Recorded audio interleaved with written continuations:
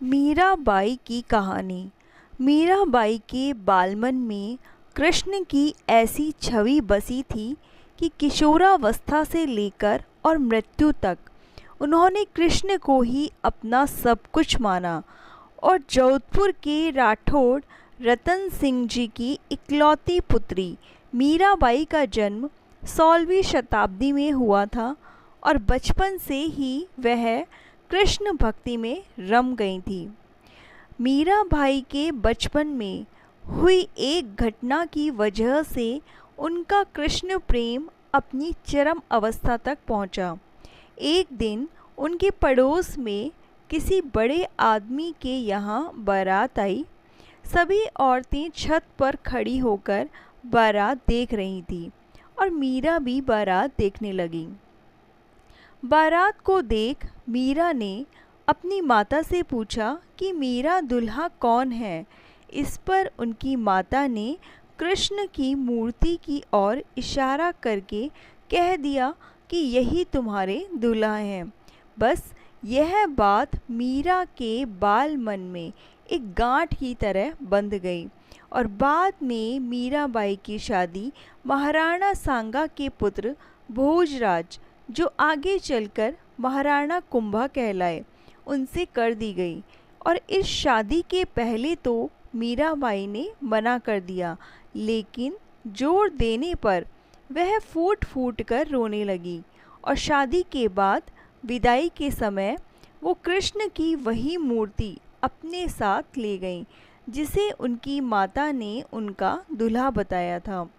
ससुराल में अपने घरेलू कामकाज निपटाने के बाद मीरा रोज कृष्ण के मंदिर चली जाती और कृष्ण की पूजा करती, उनकी मूर्ति के सामने गाती, नृत्य करती। उनके ससुराल वाले तुलजा भवानी यानी दुर्गा को कुल देवी मानते थे। जब मीरा ने कुल देवी की पूजा करने से इनकार कर दिया तो परिवार वालों ने उनकी श्रद्धा भक्ति को मंजूरी नहीं दी और मीराबाई की ननद उदाबाई ने उन्हें बदनाम करने के लिए उनके खिलाफ एक साजिश रची। उसने राणा से कहा कि मीरा का किसी के साथ गुप्त प्रेम है और उसने मीरा को मंदिर में अपने प्रेमी से बात करते देखा है।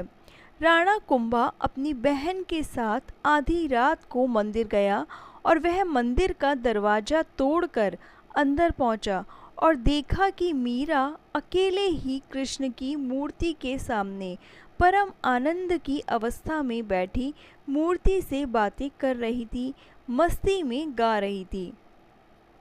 राणा मीरा पर चिल्लाया, मीरा, तुम जिस प्रेमी से अभी बातें कर रही हो उसे मेरे सामने लाओ।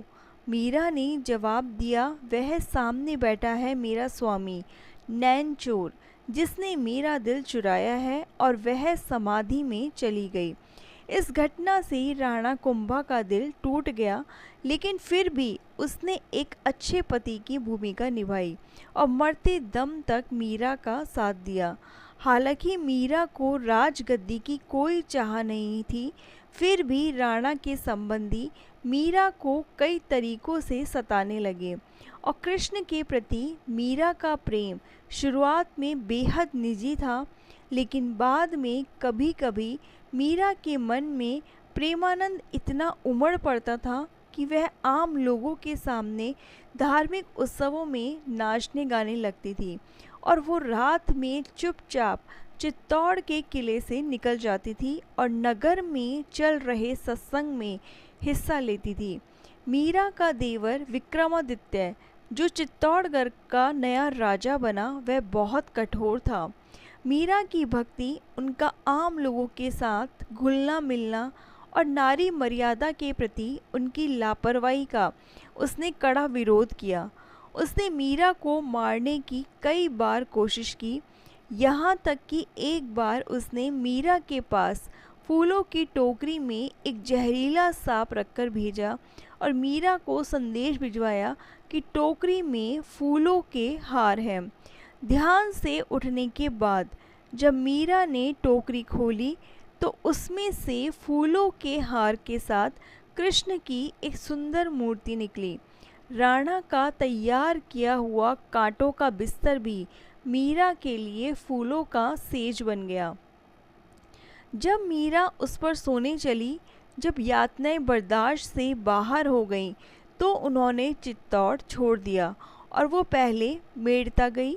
लेकिन जब उन्हें वहाँ भी संतोष नहीं मिला, तो कुछ समय के बाद उन्होंने कृष्ण भक्ति के केंद्र वृंदावन का रुख कर लिया।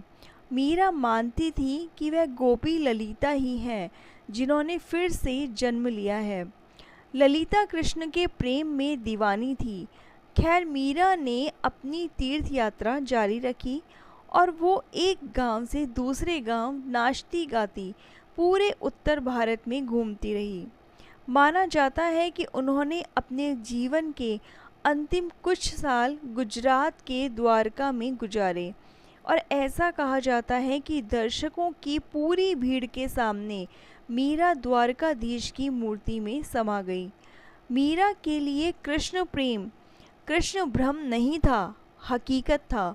इंसान आम तौर पर शरीर, मन और बहुत सारी भावनाओं से बना है और यही वजह है कि ज़्यादातर लोग अपने शरीर, मन और भावनाओं को समर्पित किए बिना किसी चीज़ के प्रति खुद को समर्पित नहीं कर सकते।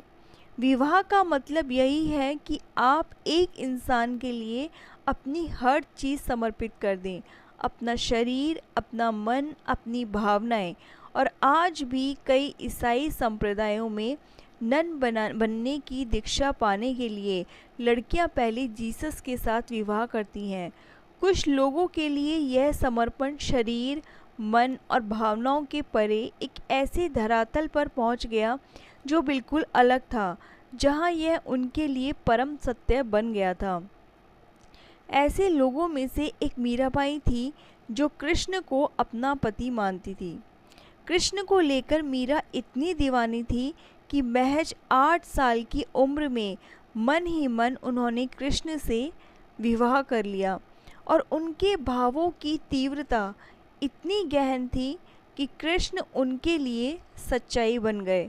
और यह मीरा के लिए कोई मति भ्रम नहीं था, यह एक सच्चाई थी कि कृष्ण उनके साथ बैठते घूमते थे। ऐसे में मीरा के पति को उनके साथ दिक्कत होने लगी, क्योंकि वह हमेशा अपने दिव्य प्रेमी के साथ रहती। यहाँ तक कि मीरा ने अपने दिव्य प्रेमी के साथ संभोग भी किया। उनके पति ने हर संभव कोशिश की यह सब समझने की, क्योंकि वह मीरा को वाकई प्यार करता था, लेकिन वह नहीं जान सका कि आखिर मीरा के साथ हो क्या रहा है।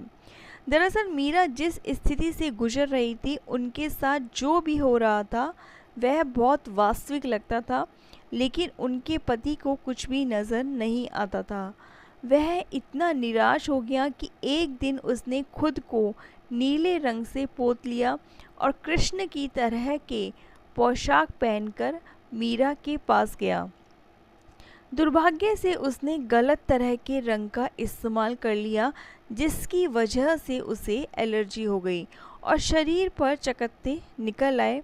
मीरा के इर्द गिर्द के लोग शुरुआत में बड़े चकराए कि आखिर मीरा का क्या करें, और बाद में जब कृष्ण के प्रति मीरा का प्रेम अपनी चरम ऊंचाइयों तक पहुंच गया, तब लोगों को यह समझ आया कि वो कोई असाधारण औरत है।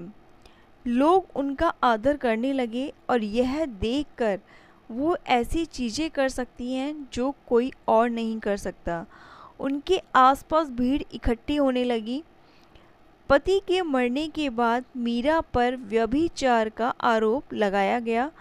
उस दिनों व्यभिचार के लिए मृत्यु दंड दिया जाता था और इसीलिए शाही दरबार में उन्हें जहर पीने को दिया गया। उन्होंने कृष्ण को याद किया और जहर पीकर वहाँ से चल दी। लोग उनके मरने का इंतज़ार कर रहे थे, लेकिन वह स्वस्थ और प्रसन्न बनी रही और इस तरह की कई घटनाएं हुई। दरअसल भक्ति एक ऐसी चीज़ है जो व्यक्ति को खुद से भी खाली कर देती है। और जब मैं भक्ति कहता हूँ तो मैं किसी मत या धारणा में विश्वास की बात नहीं कर रहा हूँ। मेरा मतलब पूरे भरोसे और आस्था के साथ आगे बढ़ने से है। तो सवाल उठता है कि मैं भरोसा कैसे करूं? आप इस धरती पर आराम से बैठे हैं, यह भी भरोसा ही है। और यह गोल धरती बड़ी तेज़ी से अपनी धुरी पर और सूरज की चारों ओर घूम रही है। मान लीजिए अचानक यह धरती माता उल्टी दिशा में घूमने का फैसला कर ले, तो हो सकता है कि आप जहां बैठे हैं वहाँ से छिटक कर कहीं और चले जाएं। आप नहीं जानते कि आप कहाँ पहुँचेंगे। तो आप आराम से बैठें, मुस्कुराएं, दूसरों से बात करें। इन सब के लिए आपको बहुत ज़्यादा भरोसे की ज़रूरत है, लेकिन यह सब आप अनजाने में और बिना प्रेम भाव के कर रहे हैं। इस भरोसे को पूरी जागरूकता और प्रेम के साथ करना सीखिए। वही भक्ति है और यह सृष्टि जैसी है। उस पर वैसे ही भरोसा करते हुए अगर आपने जागरूकता और प्रेम के साथ यहाँ बैठना सीख लिया तो यही भक्ति है। और भक्ति कोई मत या मान्यता नहीं है, भक्ति इस अस्तित्व में होने का एक खूबसूरत तरीका है।